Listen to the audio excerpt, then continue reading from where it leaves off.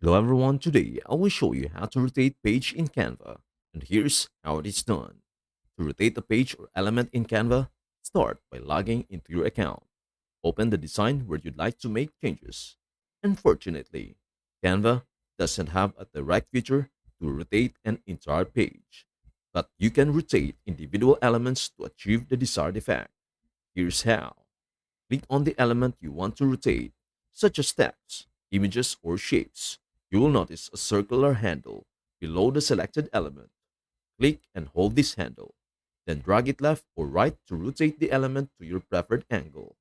If you need a precise rotation, you can use the rotation tool at the top toolbar and input a specific angle manually. For group rotations, select multiple elements by holding the Shift key and clicking each one.